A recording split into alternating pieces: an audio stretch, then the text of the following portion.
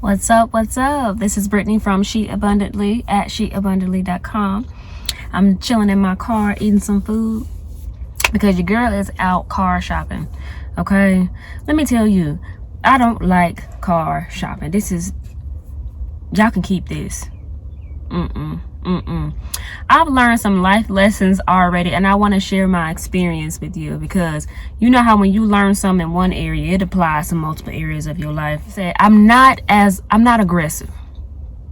I know sometimes it may seem like I am, depending on what I'm talking about. I can get very passionate about my messages, but I am not your average aggressive person. I am an introvert, extrovert when I want to be, and I don't bombard my way through things. Like when I'm driving on the street, I'm that safety driver. You know what I'm saying? Like I arrive alive. In these Chicago streets, people be driving crazy and they be zzz. That ain't my personality. That ain't me. A lot of that I think it is my actual personality, but some of that is how I was raised. If you're raised in a household to where your voice was kind of stolen, your voice was kind of like muffled, then you understand what I'm saying. You grow up not having that muscle or learning to hone or to, what's the word I'm looking for? Build that muscle of expressing yourself or build that muscle of exerting yourself. Like having a level of confidence to say, here I am, using my voice. This is what I said. This is what I didn't say. My yes is my yes and my no is my no. I've had to learn that as an adult, and I'm still learning that. So here I am in the dealership. I'm by myself. Brown sugar queen out here trying to make deals and stuff and, negotiate and stuff like that. And that's a skill. That's a skill. And I'm already feeling, a little intimidated and just like, oh my goodness, I don't know. I don't know what to do. So what do? I called my squad up. You know what I'm saying? I had 3 people on the line. They're telling me, what to ask. And we're all on 3-way talking to the guy who is trying to sell me this car and blase. And, they asked some questions I didn't know to ask. I thought I did some research. I'm like, oh, I need to do a little bit more research. And so at one point, they thought they was about to seal the deal. So they had the manager, as they always do, come in and just kind of go in on you. Now, mind you, like I said, I'm a brown sugar queen out here in these streets. I'm a female by myself. We're like bait when we go into places like this. They're vultures. They come in for the kill because they like to prey on your emotional side. They prey on your womanliness because you may not have all the knowledge up here, about cars and stuff like that. In these dealerships, they be like sharks. It's just slimy. When you come up in here, it's slimy. And I already feel it, you know what I'm saying? So while I'm smiling in your face, listen, my kindness shines all the time. While I'm smiling in your face, in my mind, I'm like, if you don't. But as I was talking to this manager, I had my brother-in-law on the phone. I said, yo, just, you gonna stay on the phone with me? So he's talking in one ear while he's hearing the manager talk to me. He's telling me what to say. And I can remember, I felt like pressure. Like as he was talking, he was saying things to try to make me buy. You feel me? Try to make me buy as if what you were doing wasn't already protocol. We detailed this car for you. We had it ready for you. That's what you're supposed to do. That's what you're supposed to do. But I see them playing on my emotions or praying, trying to make me feel guilty, manipulating me into trying to, buy this car or whatever. And my brother telling me, nope, just walk away. Say this and we just gonna walk away. And eventually, after all my smiles, I'll let people talk. I will let you spill out your heart. And then I said, you know what? I'm going to walk away. And afterwards, he was like, okay, thank you. And walks off. Because to them, it's literally just a transaction. If you don't get it, if you don't want it, fine. I'll go to the next one. And so I was telling my bro, like, yo, I felt so pressured. Like, I felt bad for rejecting him. This is a car dealership. This just goes to show you what I'm dealing with internally. Because a lot of women struggle with saying no. We have suffered from rejection so much that we don't want to reject somebody else. That we don't, even if it's a transaction, like a car. I'm the one coming in here with the money. I'm the one that has to give you the yes or no. I'm the one with the pull here. I'm the one making the decisions, not you. You know what I'm saying? But in our minds, we have that thing flipped as if I have to accept anything that you present to me. And if you make me feel bad, then I gotta cower or I gotta cave in and say, okay, fine, okay. And I realized the power, let me tell you, the power of a squad and the power of a man. The power of someone assertive and saying, no, you ain't about to do this. He's reasoning with me, you know, he's talking some sense in my ear as this man is talking to me. If I was there by myself, y'all, I don't know, because I wasn't completely sold on the car. That's the thing. I was not completely sold on the car, but I liked how it looked on the outside. Listen, when I was dating in the world, how the enemy got me was how they looked. I fell for the fine brothers. I fell for the fine brothers. So that means, yes, I had sex with them, okay? Like, my doors was just open because of what you looked like. I felt like my self-esteem and the fact that I was suffered from so much rejection, I felt like, okay, open door. You look good. You want me? You showing me some attention? Okay, here, open door. Because I was too afraid. I didn't want to be rejected. I wanted to be wanted. I wanted, you know, to feel loved and validated and all that stuff. And so I know that about myself. This is why it's so important as a young woman. You got to learn yourself and know this about yourself so you can know where to make sure you have strict boundaries, or where to make sure, or where to know where you are easily vulnerable. You are vulnerable in those areas. And I know if I see something good, I have to allow reason to kick in faster than my emotions, faster than what I'm seeing. Because if I don't, then I'll fall for what I see. I could have bought that car, had him pressure me, buy that car, and then I wouldn't have really liked my purchase, because when I got in the car, I liked what it looked like on the outside, but I wasn't completely sold by how it looked on the inside, and I knew it. My family was like, "Do you really like this car?" And I was like, "Yeah." But my sister, she heard my hesitation. She was like, "Something missing. You know yourself." And so I was just telling my bro, like, "Yo, I'm just grateful.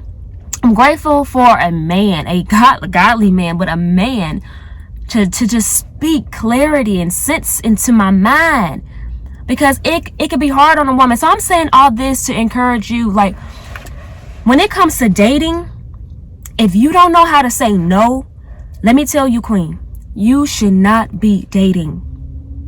You should not be dating. You have to learn yourself. You have to know what you want and know what you don't want. Because if you go into the dating world, if you go into this pool of men who some are godly, some are good men, but then you have majority who are immature, majority who are vultures, majority who just prey on your weakness because they just want something to satisfy their selfish desires. More than likely, they want booty, they want sex, they want to feel good, and they're going to use your body to do that.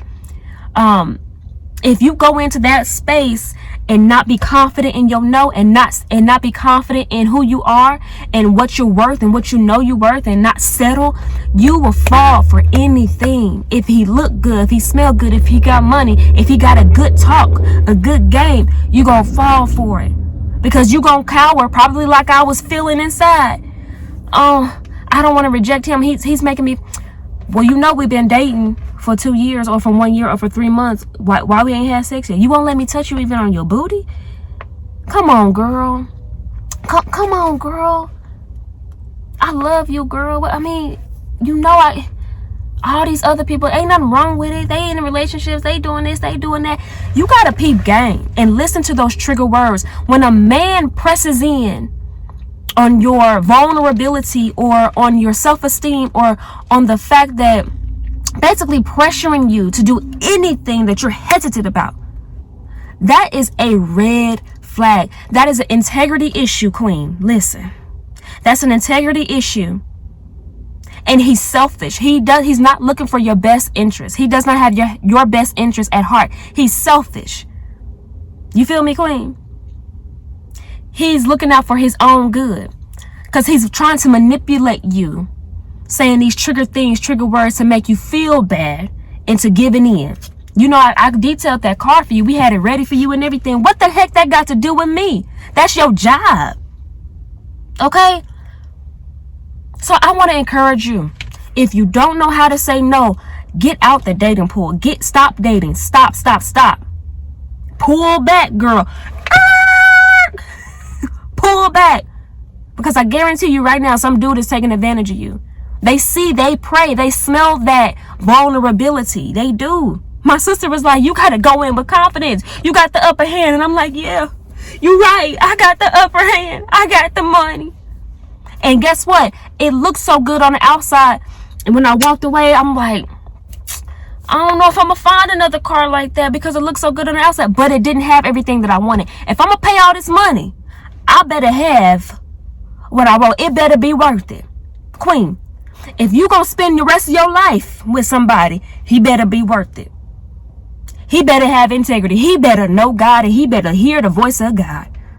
Because if I'm going to spend my life, lay down my life for you, lay down physically with you, lay down my life for you, give up my last name for you, have whole human beings with you, raise whole human beings with you, you better have something worth investing. You better have something to where I say, I'm giving this lesser thing up for something greater in you. You better have it. If not, Queen, you got to walk away. Oh, that was hard because I'm like, to my sister, Talana. But it looks so cute. You know, she go in on me. Girl, that ain't the point. You gotta get the features that are long lasting. You can change the aesthetics if I really wanted to. She didn't say that part, but if I really wanted to, I could change a little bit here and there. But what about the features that are not changeable? What about those things that you really need, that you're actually paying for? Aesthetics, get over that. Queen, aesthetics, what it look like, get over that. Because what they in this one, guess what? You'll have that plus more somebody else. Listen, what you are reaching for is greater than what you're leaving behind. Whoa, that's been my motto for the last, I don't know, 8 years, 7 years. What you're reaching for is greater than what you're leaving behind. Listen, as I'm encouraging you, I'm encouraging myself in my car buying situation here. And I'm like, yo, this is so key. This is what we need to hear when it comes to dating. What you're reaching for is greater than what you're leaving behind. If you gotta walk away, Queen, it's okay. I was just talking to another young queen about this too, because she was sad. She was like, man, this man has everything that I want, everything that I desire. But her reason, the Holy Spirit kicked in, and the Holy Spirit was telling her to let him go. Because listen, he had everything, but he wasn't ready. He had everything, but he was not in alignment with her. And I heard another man say, listen, you got to look out for those who are running with you. If you're running your race, you on the path of righteousness. You on the path of pursuing integrity. You on the path of pursuing God. And you see somebody on the side pursuing with you. And they catching up. You can actually say, what's up? Y'all running. How you doing? He was like, then that's probably a person you should do life with. Because they running your pace. They maybe even tell you to come on, hurry. Let me encourage you. You can keep going. They faster than you. But instead, we want to wait for somebody parked on the side, somebody on the sidelines, or somebody on the sidelines don't know what they want out of life. They ain't doing nothing, they ain't moving, and you trying to wait for them. Let me stop in life. Let me call to you. Let me help you. Let me help you be a mother to you instead of a whole human, a whole woman, a counterpart to you. Listen, we out here trying to fix men up. They not ready. You was never called to be their mama. You wasn't called to raise them. I did that. I raised the whole man. Listen, you ain't got to tell me twice. Okay? Let a boy grow up to be a man or become his mama. You ain't got to tell me twice. I ain't never doing that again. So listen, Queen, I said all that to say this. Get confident in saying no. No. Listen, as you can see, I struggled today. I struggled without some reason, because I ain't never walked in these territories and been in this buying cars and stuff. Oh, they can be sharks, but men can be sharks too. Get away from these vultures. No. But girl, come on. Listen, I'm gonna tell you. Listen, you only got one time. See, my confidence when it comes to men is so much. Listen, I have zero tolerance for bullcrap, but my tolerance, you got one time. If I tell you no and you still not listening, no, you don't respect me. You don't respect my no. You don't respect my decision. You don't respect my body. You don't respect my God. You don't respect the valuable things that is inside of me. No, you don't get a second chance, boo. Listen, put people to the test. Test their character. Don't give in, but see how they operate. It's okay to be your sweet self. And this is something that I learned too. When people notice that you are sweet, or when people notice that you are you're not as aggressive, see how they treat you. Because then you'll see people's true character. If they try to come in for the kill, let me pray on her because she easy. It seemed like she easy. I can just do whatever, say whatever, and I get in on that. Peep game, queen. Look at their character to see how they treat you. You ain't got to go off on them. You ain't got to do all that. Peep game.